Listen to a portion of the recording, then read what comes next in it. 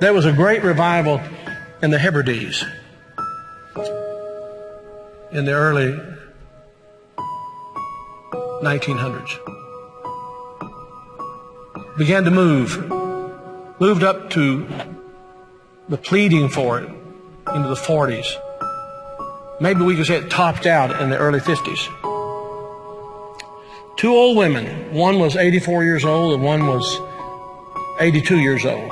One was blind and one was humped over so badly with spinal stenosis, just arched over.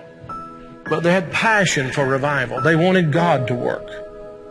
This is what happened. They couldn't even get out to the church to pray. They couldn't even get out to the church to worship. Their house became a place to meet. People came in. They got so passionate about revival coming to their isle, the Isle of Lewis. They got so passionate about it. They confronted the preacher and wanted to know if he was thoroughly right with God. And they prayed and prayed and prayed. And they'd seen the Lord, they said, with the church filled up and God blessing, a great overflow. And the fire of God struck that tiny little obscure place off the coast of Scotland. And when it happened, there was a young teenage boy that got saved in it. His name was Donald. And the preacher became so dependent upon Donald and so close to Donald, he would ask him to lead in public prayers and help him with the meetings, and he did. Oh, how God worked. People began to hear about it, and the revival fire spread. It spread. And God blessed in a great way. Those two old women, the kind of people don't want in a church anymore. And from that same island, there was a young girl who was a cousin to Donald Smith, who immigrated to America. Her name was Mary Ann Smith McLeod. She came to America in 1936. She met a man named Fred, and they were married. They fell in love. They were married. God blessed in a great way. And those old women were her aunts. And they came out of that fiery revival. They really experienced revival. And they sent a Bible, a copy of the Word of God that had been used in a special way in that revival, to Mary Ann. She started having children.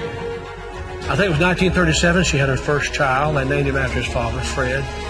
Then she had her second child, named after herself, Mary Ann. Then she had her third child, Elizabeth. Then she had her fourth child. And she was so impacted by this teenage boy God had used in that revival of the Hebrides. She named him Donald. And she gave him that Bible, the Hebrides Revival Bible. He was born in 1946. He's now the 45th President of the United States. And that Revival Bible is in the Oval Office. I'm saying to you, I don't know how, why, I don't know how it all comes together. But I believe God is putting some things together to give us just a window. If he could find some open people who know what the window's for. Can this be the time the window's open?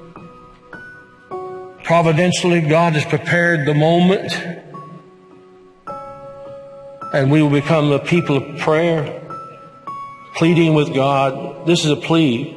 Will thou not revive us again? Will you be a part of that? Will you?